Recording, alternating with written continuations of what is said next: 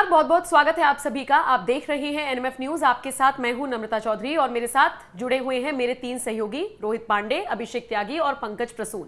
आज हम चर्चा करेंगे जम्मू कश्मीर के जो चुनावी नतीजे आए हैं उस पर चर्चा करेंगे। कांग्रेस का वर्चस्व क्या रह गया है?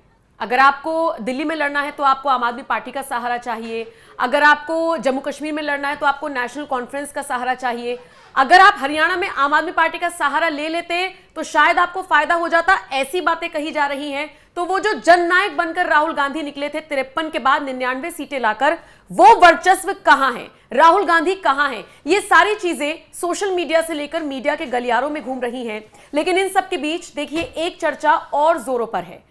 वो चर्चा ये है कि जम्मू कश्मीर के जो चुनावी नतीजे आए हैं, अगर मैं जम्मू की अलग से बात करूं, कश्मीर की अलग से बात करूं, तो ये प्रूफ हुआ है कि हिंदुओं ने अपनी पार्टी मान लिया है बीजेपी को और पूरे देश में एक मैसेज दिया है कि हां, हम बीजेपी के साथ हैं। कश्मीर में बीजेपी को जिस तरीके से आप ये कह लीजिए बेइज्जती हुई है या खाता नहीं खुला है, ये कहा जा रहा है कि मुसलमानों की पार्टी या तो नेशनल कॉन्फ्रेंस या फिर कांग्रेस, मुसलमान उस पर भरोसा जताते हैं।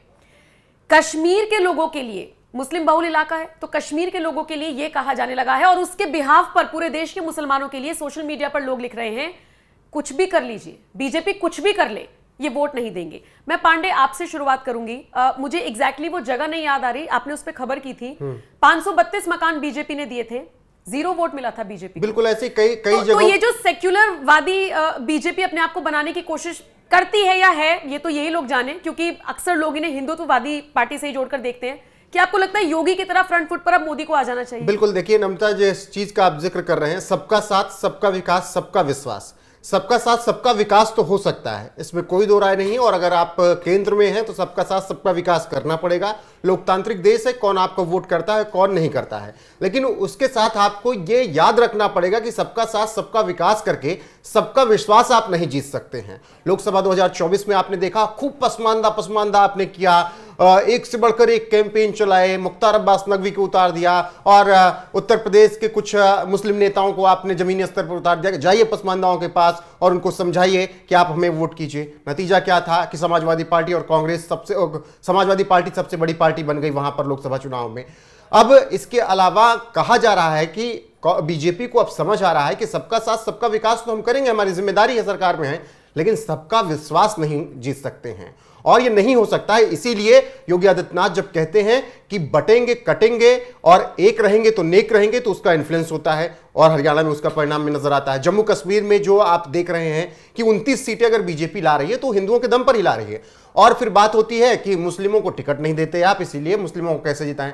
तो दिक्कत मुस्लिमों से नहीं है, दिक्कत है कि अगर मुस्लिम कैंडिडेट है और बीजेपी से लड़ रहा है तो उसको भी इनका समुदाय नहीं जिताता है। फिरोजपुर जिरका सीट हरियाणा की ले लीजिए, वहां पर मुस्लिम कैंडिडेट खड़े हुए लेकिन वहां पर मामन खान को जिता दिया। इसी तरीके से एक और सीट थी पुनाहना, वहां से भी क्या कहते हैं आपने बीजेपी कैंडिडेट जो मुस्लिम थे उनको हरा दिया, रईस खान। और केरल में भी लोकसभा चुनाव में मुस्लिम कैंडिडेट बीजेपी ने एक उतारा, आपने उनको हरा दिया। तो बीजेपी कैसे मुस्लिम कैंडिडेट को टिकट दे दे? तो यह समझना पड़ेगा बीजेपी को भी और बीजेपी आला कमान के उन बड़े नेताओं को भी, टिकट बांटने वालों को भी, कि सबका साथ सबका विकास हो सकता है, सबका विश्वास नहीं हो सकता है। और दूसरी तरफ कांग्रेस को या तो वोट जाएगा मुस्लिमों का, या तो समाजवादी पार्टी को जाएगा, या फिर नेशनल कॉन्फ्रेंस को जाएगा। मुस्लिमों का वोट बीजेपी को नहीं आने वाला है। इसीलिए अब प्रधानमंत्री भी कह रहे हैं कि बटेंगे तो बांटने वाले मौज काटेंगे। इसीलिए अब आरएसएस प्रमुख मोहन भागवत कह रहे हैं कि जाति के नाम पर और भाषा के नाम पर, खाने के नाम पर, पीने के नाम पर हमें नहीं बंटना होगा, वरना हमारे लिए ही मुश्किलें पैदा होंगी। अगर 3 हिंदू हृदय सम्राट ये बोल रहे हैं कि बटेंगे तो कटेंगे, तो फिर हिंदुओं को यह समझना होगा कि सबका साथ सबका विकास तो हो सकता है, सबका विश्वास नहीं हो सकता। ठीक है पंकज जी, जम्मू कश्मीर के चुनावों की बात करूं तो चूंकि कांग्रेस नेशनल कॉन्फ्रेंस के साथ गठबंधन में थी तो 30 सीटों पर चुनाव लड़ने का मौका मिला।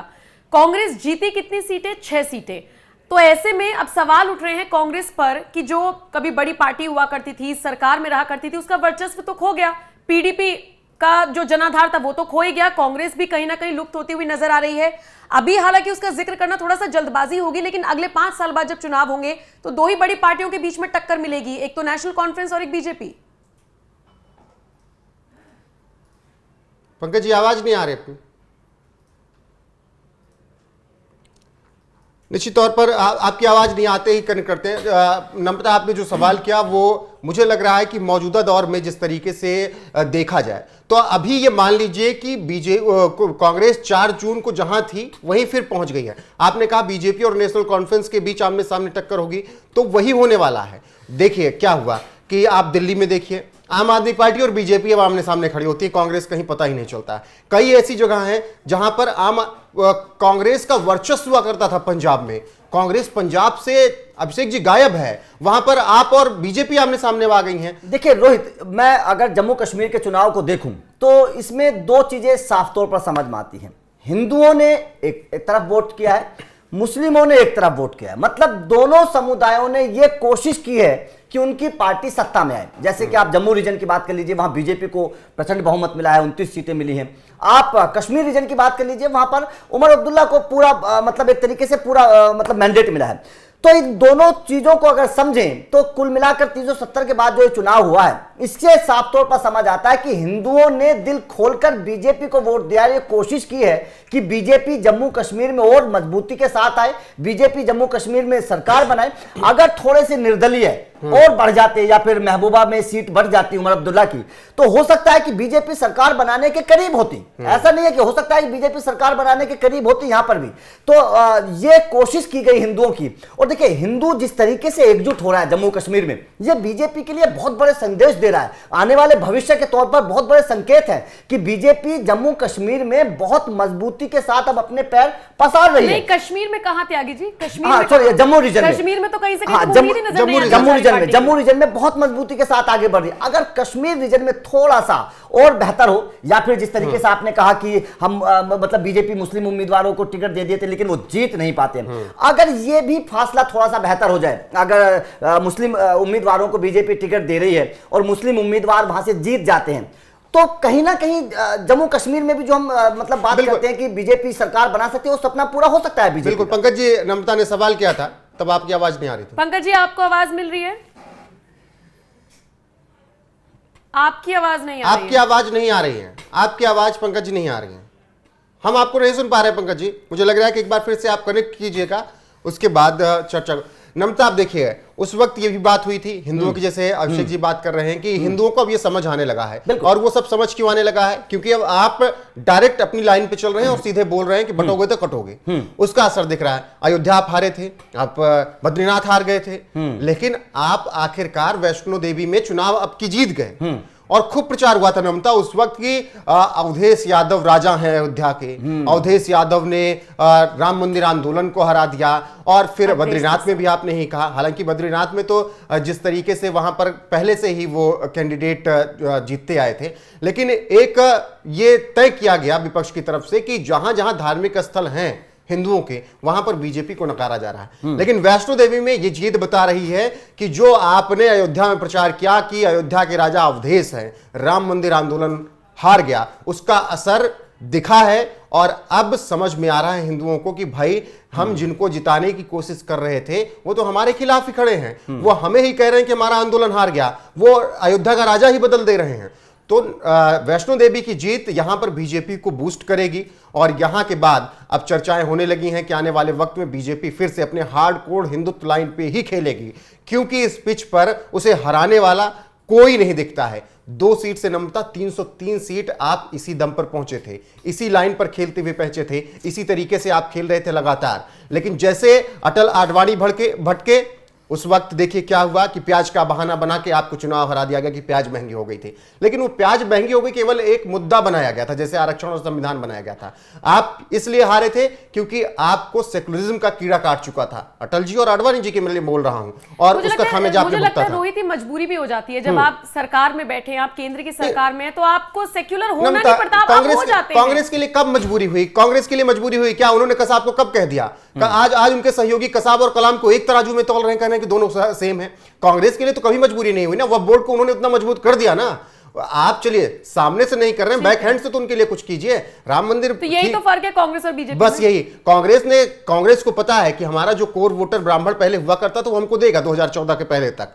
2014 के बाद ब्राह्मण वोट बैंक कांग्रेस से छिटका उत्तर प्रदेश में, और यही है कि आज तक कांग्रेस की हालत लगातार पूरे देश में खराब हो रही है। लेकिन कांग्रेस को यह पता है कि मेरा जो वोट बैंक दूसरा समुदाय है उसके लिए हमें कैसे काम करना है, वह वोट को मजबूत बना देना है। कसाब पे इतना उल्टा नहीं बोल देना है कि उसका इन्फ्लुएंस हो जाए। हमें फलस्तीन का सपोर्ट नहीं करना, हमास का सपोर्ट करना है, क्योंकि देश का मुसलमान जो है, अधिकतर मुसलमान, मैं सबको नहीं कह रहा हूं, वो हमास का सपोर्ट कर रहा है, फलस्तीन का सपोर्ट कर रहा है। तो कांग्रेस ये बहुत सोच समझकर, वहीं आप देखिए बांग्लादेश का भी जिक्र कर लीजिए, बांग्लादेश के मुस्लिमों पर इतना कांग्रेस नहीं बोल रही कि उन्होंने हिंदुओं को कैसे मार दिया। दूसरी तरफ बीजेपी है, वो बांग्लादेश के हिंदुओं के लिए बोल ही नहीं रहे भाई। दो चार लोग बोल रहे हैं तो उस तरीके से नहीं बोल रहे हैं। वो फलस्तीन में यहूदियों के लिए बोल ही नहीं रहे। आप फ्रंट फुट से खेलिए ना, आप बोलिए ना कि अगर बांग्लादेश के हिंदुओं को कुछ हुआ तो हम वही करेंगे जो एक बार हो चुका है बांग्लादेश के साथ, और अगर हिंदुओं को किसी ने छुआ तो हम सुना दिखा देंगे। ये बयान आना चाहिए था, मुझे लग रहा है, और उसका असर आप देखते। जो बाद में आपको कटेंगे बटेंगे समझ में आया, वो इसी तरीके से आप कुछ और बोल सकते थे उस वक्त। नमता, एक बार और ट्राई कर लेते हैं। पंकज जी, आपकी आवाज एक बार चेक करा दीजिए। आ रही है। चलिए ठीक है। पंकज जी, मेरा सवाल थोड़ा सा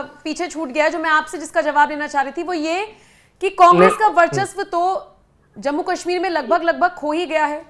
आप 6 सीटें जीते हैं, और सबसे बड़ी बात, जैसे पीडीपी का एक तरीके से सफाया ही हो गया, कांग्रेस भी कहीं ना कहीं अब दूर तक जाती हुई नजर आ रही थी। जो लोग कह रहे हैं कि जननायक हैं राहुल गांधी, उभर कर आए हैं, आप देखते हैं इस तस्वीर को कि वो उभर कर आ रहे हैं? नहीं, जननायक तो हैं, पर बैसाखियों के जननायक हैं। इनकी एक टांग को अखिलेश यादव ने उठा के रखा है, दूसरा तेजस्वी यादव ने बांह पकड़ रखा है, उमर अब्दुल्ला ने, और दूसरा जो हाथ है वो स्टालिन खींच रहे हैं, और कंधे पे बीच में सुप्रिया स्नेत सहारा दे रही है। वाह जननायक वाह। अब जो पार्टी अपने दम पर चुनाव लड़ने की हिम्मत तक न जुटा सके, वो काहे का जननायक? पीआर एजेंसी का जननायक है। दूसरी बात, जो जम्मू कश्मीर पे आप बात कर रहे हैं ना, एक महत्वपूर्ण बात समझिए, ये जो 6 सीटें आई है ना, ये उमर अब्दुल्ला के साथ गठबंधन के कारण आई हैं। जो 10 सीटें उत्तर प्रदेश में आए थे ना, वो अखिलेश यादव के कारण आए हैं। बिहार में तेजस्वी यादव के कारण आए हैं, स्टालिन के कारण आए हैं कहीं पे। तो अगर आम आदमी पार्टी के साथ गठबंधन कर लेते तो हरियाणा में सीटें आ जाती और ज्यादा। पर इनको लग नहीं रहा है ना। ये तो देखिए, जमीनी हकीकत यह है कि बैसाखियों के राजकुमार हैं, पर दिमाग में यह भरा हुआ है कि देश के राजा हम ही हैं। बस कुत्ते को बिस्किट फेंक फेंक के खिलाना है। अब जनता वैसे ही है जैसे 80 के दशक में हुआ करती थी। दिमाग नीचे नहीं उतर पा रहा है ना इनको। तो अभी भी Saroj uncle, Sam uncle, D'Souza uncle, ये जीत तो गए आप। जो पंकज जी, आता हूं, नमता, जीत तो गए। मुझे ये समझना है आप लोगों से कि ये लड़ाई क्यों हो रही है, कांग्रेस और एनसी के बीच क्यों लड़ाई हो रही है? देखिए, जो मैंने बयान सुना फारूक अब्दुल्ला का, उन्होंने सीधे तौर पर कह दिया कि उमर अब्दुल्ला सीएम बनेंगे, और ये निश्चित तौर पर भी पहले से ही कयास लगाए जा रहे थे कि उमर अब्दुल्ला ही सीएम बनेंगे। कांग्रेस 6 सीट लाके वैसे भी सीएम मांगना ही नहीं चाहिए। जो अभी पंकज जी ने कहा ना कि कांग्रेस बैसाखियों के सहारे चल रही है, वो बात पूरी तरीके से ठीक है, और मुझे लगता है कि फारूक अब्दुल्ला को अब ऐसा रियलाइज हो रहा होगा कि हमें तो इनकी इतनी भी जरूरत नहीं थी। कांग्रेस को तो सीटें मिल जाती है दूसरे का सहारा लेकर, लेकिन दूसरे वाले को तो आप खाते जा रहे हो ना। शायद उनको ये रियलाइज हुआ हो, इसलिए अंदर खाने से ये खबर सामने आई कि कुछ चीजों पर मतभेद शुरू हो गया है। अब कांग्रेस को तो मजा आ रहा है कि चलिए हम सत्ता की तरफ बढ़ रहे हैं, लेकिन फिर आप अपनी डिमांड भी इस तरीके से सोचकर रख रहे होंगे कि हम ही राजा हैं, जबकि आप नहीं हैं।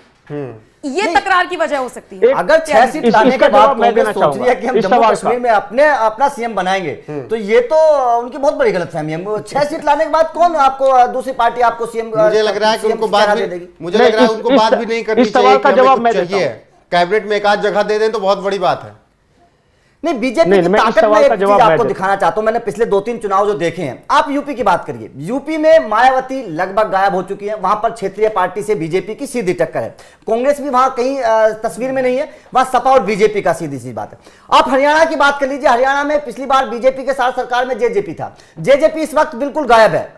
वहां पर भी थोड़ा बहुत अगर टक्कर में नजर आ रहा है कांग्रेस, और मुझे लग रहा है कि आने वाले चुनावों में जिस तरीके का मैंडेट इस बार मिला है, शायद कांग्रेस वहां भी कमजोर पड़ेगा, बीजेपी और मजबूत होगी हरियाणा में, जिस बार का इस चुनाव का नतीजा हुआ। अब बात जम्मू कश्मीर की कर लीजिए, वहां पर महबूबा मुफ्ती गायब है।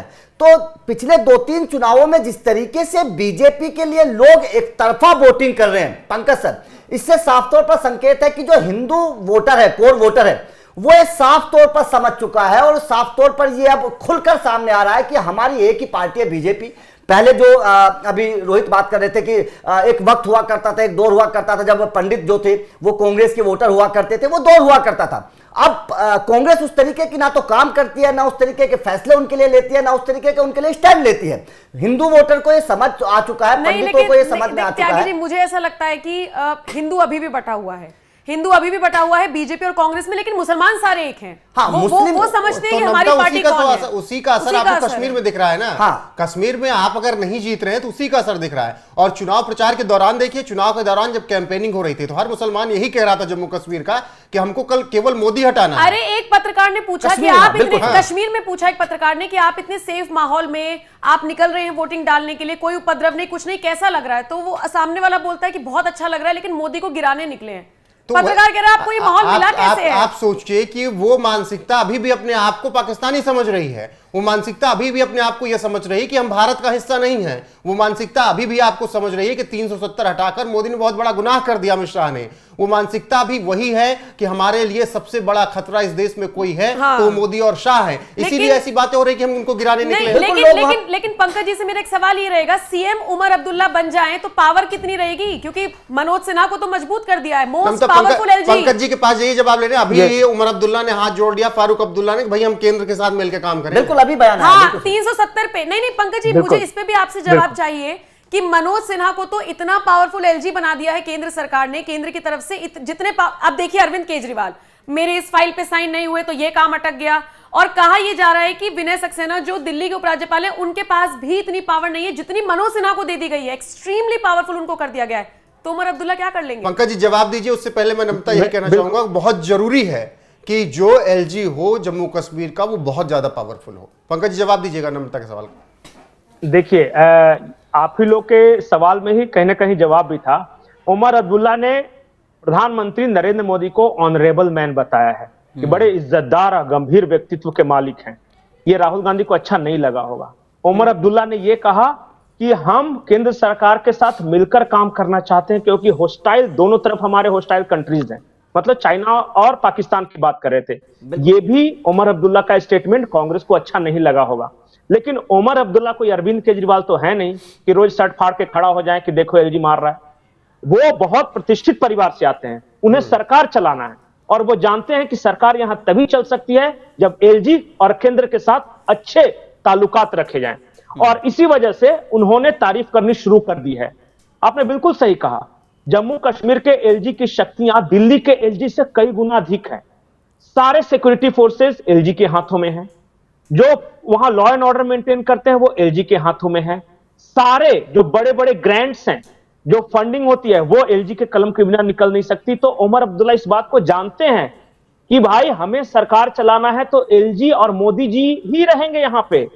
राहुल गांधी का तो ठीक है 6 विधायक है, उसका सपोर्ट चाहिए, लेकिन सिर्फ 6 विधायक तक ही उनका सपोर्ट की जरूरत है, बाकी का सपोर्ट तो मोदी जी से लेना है। तो इसलिए कल से ही उन्होंने शुरू कर दिया है कि हम तो बहुत अच्छे ताल्लुकात थे, अटल जी ने तो कश्मीरियत की बात की थी, मोदी जी तो ऑनरेबल मैन है, हम तो ये सारी बातें देखिए। इसलिए मैंने कहा ना कि गंभीर राजनेता और उच्च श्रृंखल राजनेता, लखंदर राजनेता जो होता है वही फर्क होता है जो केजरीवाल और उमर अब्दुल्ला में।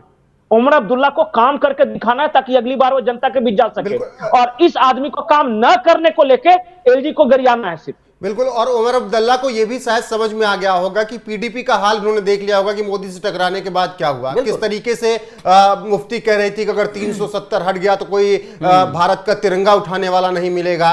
उसके बाद देखिए चुनाव भी हुआ, तिरंगा भी फहराया, लाल चौक पर भी तिरंगा फहराया, पूरे देश का सबसे बड़ा तिरंगा फहरा दिया गया। और आज महबूबा मुफ्ती साफ भी हो गई कश्मीर से। तो उमर अब्दुल्ला ने यह भी देखा होगा कि केंद्र से अगर टक्कर लेंगे तो मुफ्ती जैसा हाल हो जाएगा। नहीं, एक बात और भी तो अगर देखिए जम्मू कश्मीर की हम तरक्की की बात करते हैं, अब जिस तरीके की बातें चलें कि जम्मू कश्मीर में दोबारा से बहाली हुई है, लोग खुश हैं, अब लोग आजाद ख्याल से जी रहे हैं। अगर जम्मू कश्मीर को आप तरक्की के रास्ते पर ले जाना चाहते हैं, उस तमाम पुरानी चीजों से बाहर निकालना चाहते हैं, तो आपको सेंटर के साथ मिलकर चलना पड़ेगा, आपको सेंटर के साथ मिलकर रहना पड़ेगा। क्योंकि आप अगर अलग अपनी लीग बनाएंगे, अलग अपनी रास्ता बनाएंगे, तो कहीं ना कहीं सेंटर में और राज्य में जब मतभेद होते हैं तो तरक्की नहीं होती है। ये उमर अब्दुल्ला बखूबी जानते हैं, वो पुराने नेता हैं, वो जानते हैं कि अगर राज्य की तरक्की करने, जम्मू कश्मीर की तरक्की करने तो सेंटर से मिलकर चलना पड़ेगा। और पूरी 5 साल बीजेपी की सरकार सेंटर में रहने वाली है, ये उमर अब्दुल्ला जानते हैं। तो इसी इसलिए उमर अब्दुल्ला का ये बयान इस लिहाज से भी बेहद जरूरी है कि आप भी हमारे साथ रहिए, हम भी आपके साथ रहेंगे, जम्मू कश्मीर की तरक्की आप करवाइए, हम आपके साथ खड़े हैं। तो जाहिर तौर पर ये बहुत अच्छी बात है। बिल्कुल, और ये बात समझनी होगी और तभी जम्मू कश्मीर का विकास हो सकता है। लेकिन हम जिस पर चर्चा कर रहे थे कि कश्मीर में अगर कांग्रेस और अब्दुल्ला में खींचतान चल रही है इन सब चीजों को लेकर, तो मैं नम्रता ये भी समझना चाहूंगा, अगर अब्दुल्ला कोई ऐसे फैसला लेते हैं कल को कैबिनेट में, कल को अगर कोई ऐसा बयान आता है जो कि भारत के नजरिए से ठीक ना हो, जैसे मुफ्ती कभी दिया करती थी, अब्दुल्ला परिवार खुद ही देता रहता है भारत के विरोध में तमाम बयान, अगर ऐसे बयान फिर आ गए तो क्या उसका खामियाजा कांग्रेस को भी भुगतना पड़ेगा? क्योंकि राहुल गांधी को पार्लियामेंट में जवाब देना पड़ेगा उसका, भले वो जम्मू कश्मीर की विधानसभा में बात हो या जम्मू कश्मीर के किसी क्षेत्र में उसकी वो बयान आए, लेकिन राहुल को उसका जवाब देना पड़ेगा और उसका खामियाजा भुगतना पड़ेगा। तो ये सारी चीजें तो गठबंधन करने से पहले सोचनी चाहिए थी। गठबंधन हो गया, आपकी सीटें वहां पर निकल गई, आप अब सत्ता की तरफ बढ़ रहे हैं, तो मुझे नहीं लगता कि बहुत ज्यादा फर्क जवाब दे। तो अब देखिए राहुल गांधी से आपको कितनी उम्मीदें हैं? अगर जब वो भाषण देते हैं और एक तरफ नरेंद्र मोदी का भाषण आ रहा है, तो मुझे लगता है कि आप प्रेफर करेंगे कि मैं नरेंद्र मोदी को सुन लूं। एक तो वो देश के प्रधानमंत्री हैं इसलिए, और फिर पता नहीं क्यों मुझे ऐसा लगता है कि राहुल गांधी बोलते हैं तो लोग, आज का भी वो दौर है, बीच में उनको सीरियसली लेना लोगों ने शुरू कर दिया था, लेकिन फिर से लोगों को लग रहा है कि नहीं वही ढाक के तीन पात वही। अब आप बताइए, हरियाणा में आप जाते हैं और जाकर जलेबी की फैक्ट्री की बात कर लेते हैं, वही आलू से सोना वाली, भले ही वो छोटा क्लिप काट के वायरल किया गया था, लेकिन कंटेंट तो दे दिया ना आपने। तो वो वाली चीजें हैं कि लोग बहुत ज्यादा, अब आप जवाब दें उनको समझ रहे हैं, पर वो जवाब देना आपको उचित समझेंगे तब ना। लेकिन मुझे एक चीज और पूछनी है, तीनों में से कोई भी अगर इसका जवाब देना चाहे, वो ये कि चुनावों के नतीजों से पहले एलजी को मजबूत करना, क्या बीजेपी पहले से जानती थी कि हम कश्मीर में हारेंगे? नहीं, ये तो मुझे लग रहा है कि बीजेपी को पहले से पता था कि कश्मीर, और देखिए हरियाणा में तो एक बयार बहाई गई, लेकिन कश्मीर का कंफर्मेशन था कि भाई बीजेपी अगर जम्मू भी जीत लेती है, पूरा का पूरा जम्मू जीत लेती है, तब भी कश्मीर में उसके वोट आने वाले नहीं है। नहीं, पूरा का पूरा जीत लेते तो बहुमत से थोड़ा बहुत दूर रह जाती ना, तो क्योंकि 5 तो मनोनीत थे। फिर उसके बाद देखिए तो कि हमारे कश्मीर से आने वाला नहीं है, तो मनोनीत जो आते उनके साथ सरकार आप बना पाते, ठीक है, लेकिन फिर भी अगर आप अच्छी खासी 29 सीटें फिर भी हैं आपके पास, आप बहुत ज्यादा पीछे थोड़ी है, 17 सीटें ही तो पीछे 35 तो आप लेकर ही चल रहे थे। अगर नम्रता यही सिचुएशन आप सोचिए कि 30 सीटें अगर हरियाणा में होती तो आज हम बात कर रहे होते कि किसी भी तरीके से सरकार बन रही है वहां पे, वो चाहे निर्दलीय टूट रहे हो या फिर कांग्रेस के टूट के आ रहे हो। लेकिन हम कश्मीर में बात नहीं कर रहे हैं क्योंकि बीजेपी किसी के साथ वहां पर तोड़ने नहीं जाएगी। पीडीपी के साथ एक बार गठबंधन करके उन्होंने बहुत भुगत लिया है, वो अब एनसी के तोड़ने विधायक नहीं जाएंगे, क्योंकि उस वक्त भी आज तक उनको उसका जवाब देना पड़ रहा है कि भाई पीडीपी के साथ गठबंधन किया था तो हम किसी के भी साथ करें, तुम क्यों बोलते हो? तो मुझे लग रहा है कि बीजेपी को पता था कि हम नहीं आ रहे हैं, इसीलिए मैं फिर कह रहा हूं कि पता था, इसीलिए एलजी की ताकत बढ़ाई गई। और बहुत जरूरी है, दिल्ली की स्थितियां और जम्मू कश्मीर की स्थितियों में बहुत फर्क है, मुद्दे अलग हैं, पूरे मुद्दे अलग हैं। तो मुझे लगता है कि एलजी जितना पावरफुल हो वो ज्यादा जरूरी है, क्योंकि अगर एलजी और केंद्र का कांटेक्ट होगा तो चीजें अच्छे से चलेंगी, वहीं पर अगर दूसरी सरकार होगी तो दिल्ली वाला ही हाल हो जाएगा अगर केंद्र से आप कांटेक्ट करेंगे। पंकज जी कुछ कह रहे थे? मैं ये कह रहा था कि एक चीज आप लोग गौर कीजिएगा, भारतीय जनता पार्टी जम्मू कश्मीर की पार्टी कभी रही ही नहीं। ये जो परफॉर्मेंस है उसका अब तक का बेस्ट परफॉर्मेंस है। बिल्कुल, इससे पहले 25 सीट जो थी उसका बेस्ट परफॉर्मेंस था। ये पहली बार है कि कश्मीर घाटी में भारतीय जनता पार्टी को भी वोट मिले हैं। त्राल जैसे क्षेत्र में, बारामूला जैसे क्षेत्र में, जहां 90% 95% मुसलमान आबादी है, वहां त्राल में मात्र 1100 वोट से हारे हैं बीजेपी के उम्मीदवार जो है। किश्तवाड़ में जो बीजेपी की वो लड़की जीती है, वहां पे 75% से ज्यादा मुसलमान है। तो पहली बार कश्मीर घाटी में बीजेपी का फुटहोल्ड हुआ है, पहली बार कदम रखा है। और जम्मू में कांग्रेस को बिल्कुल साफ कर दिया है, पूरी तरह जम्मू की पार्टी ये बनकर आ गई, अब तक का हाईएस्ट परफॉर्मेंस है। बीजेपी गेन सिचुएशन में है। बीजेपी ने सपने में कभी नहीं सोचा था कि जम्मू कश्मीर ये विपक्षी पार्टी भी बन सकती है। ये इस बार जो परफॉर्मेंस है ना बीजेपी का, अब तक का सबसे बेहतरीन परफॉर्मेंस है।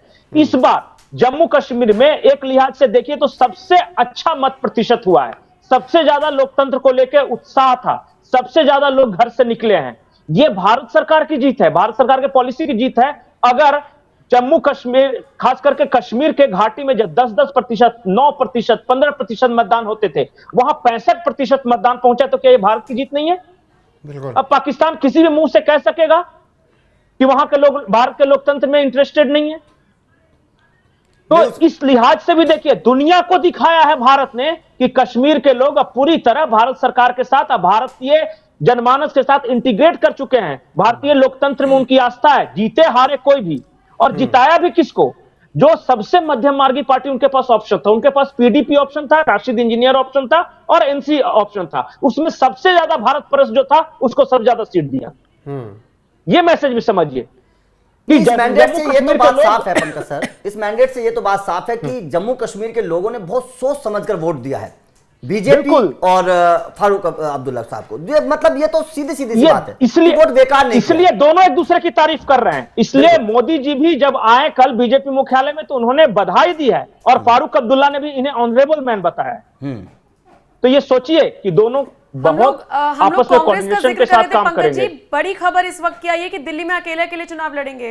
पांडे जरा बता दीजिए क्या है खबर? बिल्कुल, जिस तरीके से कांग्रेस हर जगह हालत खराब हो रही थी, कांग्रेस तो अब चाह रही होगी कि जो हमसे गठबंधन कर ले उसी लिए हम अच्छे रहेंगे, क्योंकि गठबंधन के सहारे ही अब कांग्रेस को चलना है। कल भी हम इस पर चर्चा कर रहे थे कि अब पिछलग्गू पार्टी हो गई है, पूछ पकड़ के उसको चलना है। कहीं आम आदमी पार्टी का, तो कहीं उनको एनसी का, तो कहीं उनको समाजवादी पार्टी का, तो कहीं जेएमएम का। तो हर जगह आप कांग्रेस को हाथ पैर पकड़ के ही पीछे पीछे चलना होगा, वरना जो हाल 1-to-1 हो रहा है बीजेपी और कांग्रेस के बीच, उसमें कांग्रेस हर बार हार रही है। कहीं आंकड़े देख रहा था मैं, एग्जैक्ट नहीं है, लेकिन 80 चुनाव राहुल गांधी अपने नेतृत्व में हार चुके हैं अभी तक।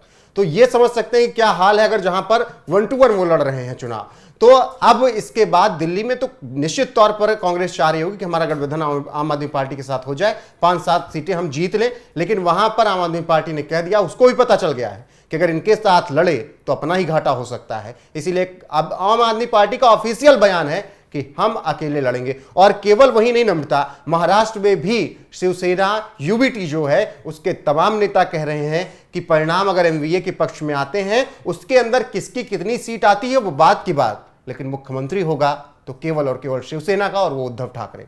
तो समझ सकते हैं कि एक परिणाम के बाद किस तरीके से ये खतरे की घंटी है यूपी में भी कांग्रेस के लिए। अखिलेश यादव ने चुप्पी साध रखी है, बिल्कुल कोई रिएक्शन नहीं आया ना समाजवादी पार्टी। मुझे तो लग रहा है कि उपचुनाव में ही अखिलेश यादव खेल कर देंगे 10 सीट में भी।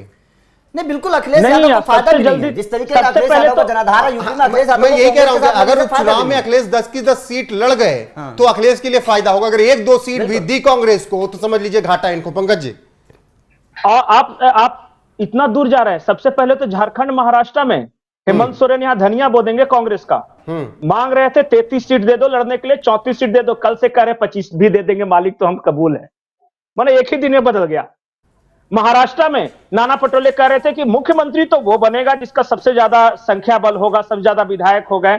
कल ही आला कबा ने डाटा की ज्यादा मत बोल, कहीं खसक गए ना उद्धव और शरद पवार, तो हमारा क्या? कल मेरे इंटरव्यू में प्रियंका चतुर्वेदी ने कहा है पंकज जी कि शिवसेना यूबीटी से ही उद्धव ठाकरे मुख्यमंत्री महाराष्ट्र के बनेंगे एमबीए के पक्ष में अगर रिजल्ट आते तो। कांग्रेस की हालत यह हो गई है कि मालिक दो दुनिया को मत बताना कि हमारा गठबंधन कायम रखना।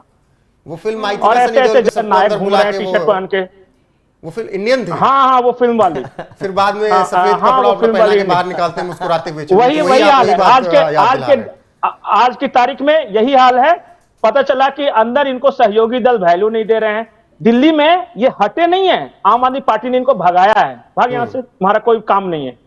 हाँ बिल्कुल, दिल्ली जैसे प्रदेश में आम आदमी पार्टी क्यों इनको मौका देगी? बिल्कुल सीधी सी बात है, क्योंकि वहां तो उनकी जैसे हरियाणा में कांग्रेस आम आदमी पार्टी के साथ नहीं जाना चाह रही थी क्योंकि वो पूरी तरीके से कॉन्फिडेंट थी।